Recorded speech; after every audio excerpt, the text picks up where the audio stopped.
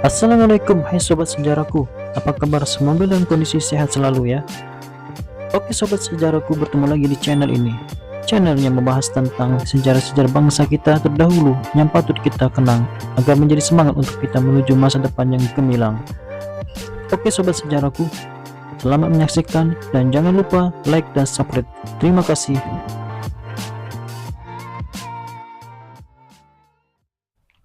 Kota Palembang merupakan kota tertua di Indonesia, berumur setidaknya 1337 tahun jika berdasarkan prasasti Sriwijaya yang dikenal sebagai prasasti kedudukan bukit. Menurut prasasti yang berangkat tahun 16 Juni 682, pada saat itu oleh penguasa Sriwijaya didirikan Wanua di daerah yang sekarang dikenal sebagai kota Palembang. Menurut topografinya, kota ini dikelilingi oleh air, bahkan terendam oleh air. Air tersebut bersumber baik dari sungai maupun rawa, juga air hujan.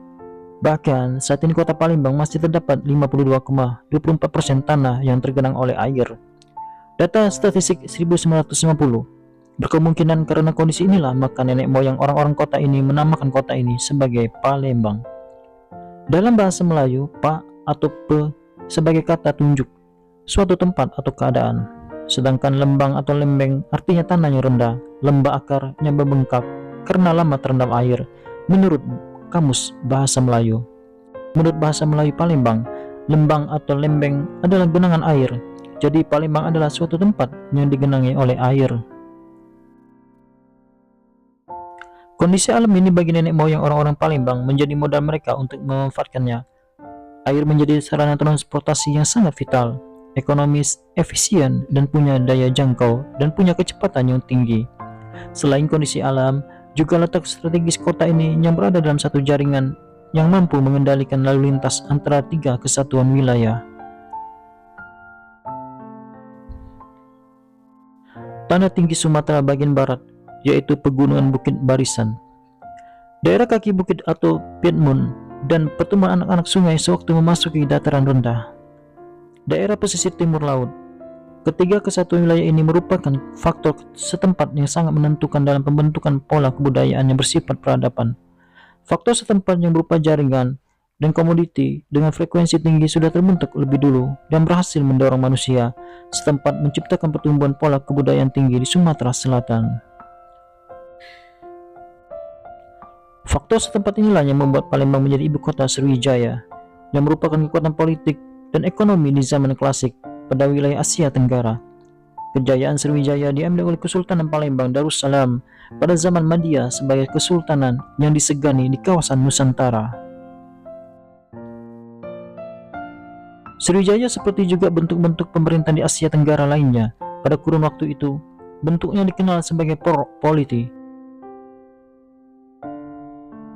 Pengertian polity secara sederhana bermula sebagai sebuah pusat redistribusi yang secara perlahan-lahan mengambil alih sejumlah bentuk peningkatan kemajuan yang terkandung di dalam spektrum luas. Pusat pertumbuhan dari sebuah polity adalah entrepot yang menghasilkan tambahan bagi kekayaan dan kontak-kontak kebudayaan. Hasil-hasil ini diperoleh para pemimpin setempat. Dalam istilah Sriwijaya sebutannya adalah datu. Dengan hasil ini merupakan basis untuk penggunaan kekuatan ekonomi dan penguasaan politik di Asia Tenggara. Ada tulisan menarik dari kronik Cina Chu Fanchi yang ditulis oleh Cao Chukua pada abad ke-14 menceritakan tentang Sriwijaya sebagai berikut. Negara ini terletak di Laut Selatan, menguasai lalu lintas perdagangan asing di selat. Pada zaman dahulu pelabuhannya menggunakan rantai besi untuk menahan bajak-bajak laut yang bermaksud jahat. Jika ada perahu-perahu asing datang, rantai itu diturunkan. Setelah keadaan aman kembali, rantai itu disingkirkan. Perahu-perahu yang lewat tanpa singgah di pelabuhan dikepung oleh perahu-perahu milik kerajaan dan diserang. Semua awak-awak perahu tersebut berani mati. Itulah sebabnya maka negara itu menjadi pusat pelayaran. Tentunya banyak lagi cerita legenda bahkan mitos tentang Sriwijaya. Pelaut-pelaut Cina asing seperti Cina, Arab, dan Parsi mencatat seluruh peristiwa kapanpun kisah-kisah yang mereka lihat, dan dengan jika pelaut-pelaut Arab dan Parsi menggambarkan keadaan sungai Musi di mana Palembang terletak adalah bagaikan kota di Tigris. Kota Palembang digambarkan mereka adalah kota yang sangat besar di mana jika dimasuki kota tersebut, kokok ayam jantan tidak berhenti bersahut-sahutan. Dalam arti kokok sang ayam mengikuti terbitnya matahari. Kisah-kisah perjalanan mereka penuh dengan keajaiban 1001 malam. Pelaut-pelaut Cina mencatat lebih realistis tentang kota Palembang, di mana mereka melihat bagaimana kehidupan penduduk kota yang hidup di atas rakit-rakit tanpa dipungut pajak. Sedangkan bagi pemimpin, hidup berumat di tanah kering di atas rumah yang bertiang. Mereka mengeja nama Palembang sesuai dengan lidah dan aksara mereka. Palembang disebut atau diucapkan sebagai Polingfong atau Kukang, berarti pelabuhan lama.